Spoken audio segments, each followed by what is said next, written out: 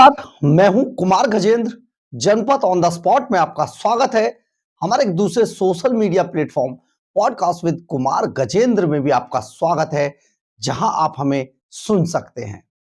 दिल्ली के अंदर जिस तरीके से अरविंद केजरीवाल कट्टर ईमानदार बनकर आए थे, आज वो कट्टर बेईमान हो गए। बड़े बड़े भ्रष्टाचार के दाग हैं। शीर्ष नेतृत्व सब तिहाड़ जेल से रिटर्न है और इसके बावजूद चोरी और सीना चोरी ये दोनों केजरीवाल की पहचान बन चुके हैं। इसी मामले को लेकर आज दिल्ली हाई कोर्ट ने अरविंद केजरीवाल को कड़ी फटकार लगाई है। दरअसल है क्या, जो सरकारों के कामकाज की समीक्षा करने के लिए, यानी कि उनके जो फाइनेंशियल जो कार्य होते हैं, उनकी एक ऑडिट रिपोर्ट है, एक ऑडिट कराई जाती है ऑडिटर जनरल द्वारा, और इसको सीएजी की रिपोर्ट कहते हैं। ये कैग रिपोर्ट है और कैग रिपोर्ट ये बताती है कि सरकार ने कितना लेन देन किया, कहां पर घोटाला किया, कितना ज्यादा खर्च किया, कितना कम खर्च किया और कितना पैसा उन पे बचा है। ये एक एक डिपार्टमेंट की कार्यों की, फाइनेंशियल कार्यों की समीक्षा करती है और ये पूरी रिपोर्ट देती है। अरविंद केजरीवाल के खिलाफ ऐसी 12 रिपोर्ट है, यानी कि लगभग 12 साल से 10 साल से अरविंद केजरीवाल के खिलाफ जितनी भी ऑडिट हुई, उन्होंने किसी भी ऑडिट रिपोर्ट को पटल पर नहीं रखा। होता क्या है कि जब ऑडिट रिपोर्ट आती है तो उसकी जो कॉपी होती है उसे टेबल करना होता है विधानसभा के अंदर और एलजी को भेजना होता है। अरविंद केजरीवाल एंड कंपनी ये सारी चीजें दबा कर बैठी थी, क्योंकि उन्हें पता था अगर सीएजी की रिपोर्ट पटल पर आ गई तो उनकी पोल खुल जाएगी। अब पोल खुलेगी, इसी से डर के मारे अरविंद केजरीवाल इस कैग रिपोर्ट को जारी नहीं कर रहे थे विधानसभा के पटल पर, ना तो विधानसभा के पटल पर भेज रहे थे और ना ही एलजी को भेज रहे थे। अब इसमें बहुत बड़ा काफी दिनों से खींचतान चल रही थी। उसके बाद विजेंद्र गुप्ता जो एलओपी है, लीडर ऑफ अपोजिशन है दिल्ली विधानसभा में भारतीय जनता पार्टी की तरफ से, वो हाई कोर्ट चले गए और हाई कोर्ट ने कहा कि इस कैग रिपोर्ट को, सीएजी रिपोर्ट को आप पटल पे रखिए और एलजी को भेजिए। ये आदेश है हाई कोर्ट के। लेकिन Arvind Kejriwal and company high court के आदेशों को भी नहीं मानते हैं, आप ये सोचिए। और आदेश ना मानने के कारण उन्होंने अभी तक जो रखी जानी चाहिए थी वो दिल्ली सेक्रेटेरिएट में, यानी कि जो विधानसभा है उसके पटल पर वो रिपोर्ट, ना तो वो रिपोर्ट रखी ना किसी। उसी का एक बड़ा खुलासा हाल ही में सीएजी से निकलकर कुछ रिपोर्ट लीक हुई और एक बड़े अखबार ने उसके लिए छापा और एक मीडिया हाउस ने उस पर चलाया, जिसमें उन्होंने कहा कि शराब घोटाला 100 करोड़ का नहीं था, शराब घोटाला 2026 करोड़ का था। अब आप ये, जब सीएजी की रिपोर्ट लीक हुई तो केजरीवाल एंड कंपनी अब मांग रहे जी बताओ जी कहां पर आया है। लेकिन सबसे बड़ी बात यह है कि केजरीवाल एंड कंपनी अपनी चोरी को छिपाने के लिए सीएजी को दबाए बैठी है, सीएजी रिपोर्ट को। आज इसी बात को लेकर भारतीय जनता पार्टी के राष्ट्रीय प्रवक्ता सुधांशु त्रिवेदी ने आज एक बाकायदा प्रेस कॉन्फ्रेंस की और अरविंद केजरीवाल की पोल खोल कर रख दी। यानी कि हाई कोर्ट से फटकार लगी और सुधांशु त्रिवेदी ने अरविंद केजरीवाल को आईना दिखा दिया। देखिए, सुनिए जरा एक बार क्या कह रहे हैं। आप सभी जानते हैं कि दिल्ली में मुख्यमंत्री है भी और नहीं भी, और जो मुख्यमंत्री नहीं है वो मुख्यमंत्री है भी, यानी अस्थायी मुख्यमंत्री और एक्चुअल मुख्यमंत्री दोनों के बीच का द्वंद्व देखते हुए दिल्ली की जनता के मन में कई प्रश्न तो उठ ही रहे थे। अब संवैधानिक व्यवस्थाओं और कानूनी दृष्टि से भी प्रश्न उठने शुरू हो गए। दिल्ली के सो कॉल्ड एक्चुअल मुख्यमंत्री, जो वास्तविक अर्थों में फेटल मुख्यमंत्री साबित हुए हैं, जो नित्य प्रति कार्य करने की बजाय उठकर एक सवाल पूछने लगते हैं, जबकि वो भारत के इतिहास की सबसे शक्तिशाली, संख्या की दृष्टि से सबसे शक्तिशाली सरकार उनके पास है, उसके बाद भी वो सवाल पूछते हैं। मगर आज कुछ बहुत गंभीर प्रश्न इस विषय के ऊपर उठकर खड़े हुए हैं कि जो सीएजी रिपोर्ट्स थी, आपको पता है कि सरकार के आर्थिक आय व्यय का मूल्यांकन CAG comptroller and auditor general के द्वारा किया जाता है, राज्यों में भी और केंद्र में भी। मगर यह एक बड़ी विचित्र बात है कि स्वघोषित कट्टर ईमानदार एक संवैधानिक व्यवस्था के द्वारा अपने सरकार के कार्यों की आर्थिक समीक्षा को न सिर्फ होने देते नहीं देते, नकारते हैं और सदन के पटल पर रखना नहीं चाहते हैं। और इसलिए दिल्ली हाईकोर्ट ने भी जो प्राप्त सूचना है मीडिया में, उसके अनुसार दिल्ली हाईकोर्ट ने एक ऑब्जर्वेशन यूज किया है कि Delhi government is dragging its feet, यानी अपने कदम खींच रही है इन प्लेसिंग द सीएजी रिपोर्ट, अर्थात दिल्ली की सरकार सीएजी की रिपोर्ट सदन के पटल पर रखने से कदम पीछे खींच रही है। यह दुर्भाग्यपूर्ण है। The exact word is the Delhi government is dragging its feet in placing the CAG report is unfortunate.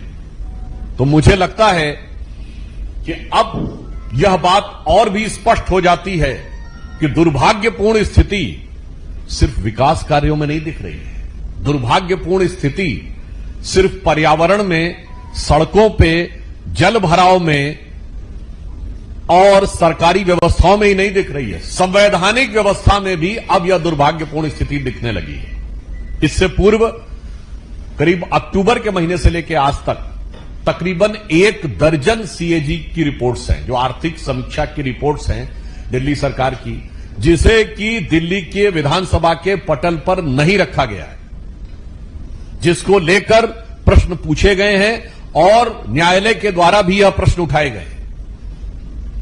और बहुत मजेदार बात यह है कि स्वघोषित कट्टर ईमानदार के द्वारा संचालित सरकार में दिल्ली के विधानसभा सेक्रेटेरिएट ने 11 जनवरी को, इसी 11 जनवरी 2025 को यह कहा है, there is no use of tabling the reports, यानी कोई आवश्यकता नहीं है रिपोर्ट्स को टेबल करने की। जबकि हमारे 7 विधायकों ने इस विषय को लेकर लिखित प्रतिवेदन विधानसभा अध्यक्ष को दिया कि जो जो सरकार की आर्थिक समीक्षा की रिपोर्ट्स आ रही हैं उन्हें सदन के पटल पर क्यों नहीं रखा जा रहा है। मगर मैंने कहा ना, स्वघोषित कट्टर ईमानदार अपनी सरकार की आय व्यय का लेखा रखने को आवश्यक नहीं मानते, जबकि न्यायालय उसको दुर्भाग्यपूर्ण मान रहा है। इससे यह साफ हो जाता है कि ये एनार्किस्ट तो है ही, यह आपदा तो थी ही, आर्थिक आपदा भी है, राजनीतिक आपदा भी है, विकास की आपदा के साथ साथ अब आम आदमी पार्टी की सरकार में संवैधानिक आपदा भी है। Their anarchist character is now pervading in the constitutional institution and constitutional procedures which are very much required for proper functioning of a government. आप स्वयं सोचिए, यदि सरकार की आर्थिक आय व्यय की समीक्षा को सार्वजनिक ही नहीं करना चाहेगी सरकार, तो क्या यह अपने आप में एक बहुत बड़ी संवैधानिक चुनौती नहीं है? और मजे की बात यह है कि जो अपनी सीएजी रिपोर्ट सदन के पटल पे नहीं रखते, वो हर बात पे आके सवाल पूछते हैं। सरकार आपकी है, मुख्यमंत्री आपकी हैं। वैसे तो मेरे विचार से अस्थायी मुख्यमंत्री नहीं, सरकार ही अस्थायी है, जो कि अब चंद दिनों की मेहमान है। परंतु उसके बाद आप आकर सवाल नहीं पूछते, सवाल ही पूछते रहते हैं, जवाब नहीं देते। चलिए, राजनीतिक जवाब मत दीजिए, वो तो आपकी स्टाइल ऑफ फितरत समझते हैं कि आकर अनेक प्रकार के अनर्गल आरोप और आक्षेप लगाना आम आदमी पार्टी की फितरत है। परंतु मैं आपसे कहना चाहता हूं, जो आपकी संवैधानिक अपरिहार्यता है, जो आपका संवैधानिक कर्तव्य है, उसका आप जवाब देने से कब तक बचने का प्रयास करते रहेंगे, यह मैं केजरीवाल जी से पूछना चाहता हूं। और मुझे लगता है कि यह संगति का असर भी हो सकता है। जैसे जब से ये लोग कांग्रेस के साथ गए थे, तो भले ही साथ में गए, अलग हो गए, मगर वायरस तो साथ में लेके आ ही गए। तब ये लोग आरोप लगाते थे ना कि कांग्रेस में पीएम तो है पर एक सुपर पीएम भी है। तो आज वही रोग इनके अंदर आ गया, एक सीएम तो है, एक सुपर सीएम भी है। तो जैसे डॉक्टर मनमोहन सिंह ने कभी सदन के पटल पे बोला था, जब उनसे जवाब पूछे जाते थे कि 100 जवाबों से अच्छी है मेरी ये खामोशी, जिसने न जाने कितने सवालों की आबरू रख ली, मगर ये तो खामोश रहने वाले हैं ही नहीं, ये तो हल्ला मचाने वाले हैं। तो मुझे लगता है कि आज केजरीवाल जी जो करने का प्रयास कर रहे हैं, वो शायद ये कहने का प्रयास कर रहे हैं कि 100 जवाबों से अच्छा है मेरा ये बवाल। जो रोज आकर कुछ ना कुछ बोलना शुरू कर देते हैं, 100 जवाबों से अच्छा है मेरा ये बवाल, ताकि आर्थिक घोटाले के हर पहलू से बचते रहे केजरीवाल। तो इसलिए हम उनसे साफ साफ पूछना चाहते हैं कि आम आदमी पार्टी जवाब दे कि उसने अनेकानेक सीएजी की रिपोर्ट्स क्यों नहीं सदन के पटल पर रखी हैं, और यदि उनके सेक्रेटेरिएट ने लिख के दिया है कि it is of no use, तो कृपया वो आके साफ स्पष्ट करें कि संवैधानिक अपरिहार्यता को पूरा करने न के पीछे नो यूज कहना, उसकी उपयोगिता न कहना कि आपने को संविधान से ऊपर समझना है या नहीं। आप सीएम से ऊपर तो अपने को समझ रहे हैं, ये समझ सकते हैं, पर अब लग रहा है आप अपने को संविधान से भी ऊपर समझ रहे हैं। आपने सुना होगा कि सुधांशु त्रिवेदी ने एक एक करके किस तरीके से इनको संवैधानिक संकट बता दिया। एक तरफ प्रधानमंत्री नरेंद्र मोदी कहते हैं ये आपदा है दिल्ली की, और दूसरी तरफ सुधांशु त्रिवेदी कहते हैं भैया ये तो संवैधानिक संकट है, ये तो संवैधानिक आपदा है। सचमुच अरविंद केजरीवाल ने वो सारे काम किए जो लूट के बाद सबूत मिटाने के लिए कोई भी अपराधी करता है। यानी कि केजरीवाल ने एक तो दिल्ली के खजाने को लूटा और फिर सारे सबूत मिटाने की पूरी कोशिश की जा रही है। केजरीवाल को लेकर आज बहुत चर्चा है और दिल्ली के लोग आज अरविंद केजरीवाल को देखना नहीं चाहते हैं दोबारा सत्ता के अंदर।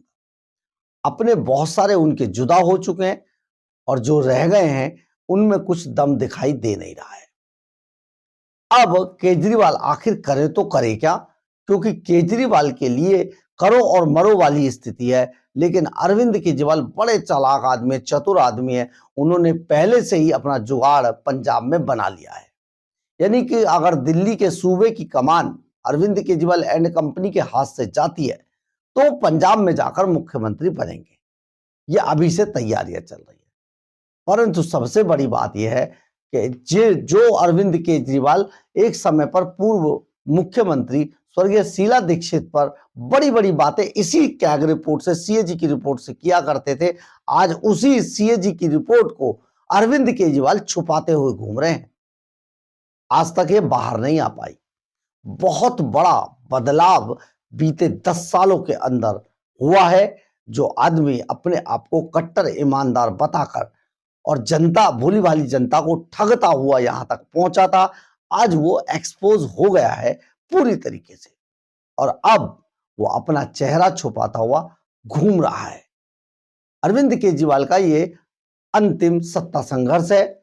बड़े बड़े रिकॉर्ड टूट रहे हैं, लेकिन सबसे बड़ी बात यह है कि केजरीवाल इस चुनाव के बाद इतने एक्सपोज हो गए हैं कि वो और उनकी पार्टी का इसको अंतिम चुनाव मानिए, क्योंकि अब उन्हें दिल्ली की जनता कम से कम ये मौका नहीं देने वाली है। बहरहाल, अगर आपको हमारी खबर अच्छी लगे तो आप इसे लाइक, सब्सक्राइब और शेयर जरूर करें। कमेंट्स बॉक्स में अपनी राय जरूर लिखें, इससे हमें बहुत बहुत बहुत ऊर्जा मिलती है। जय हिंद, जय भारत।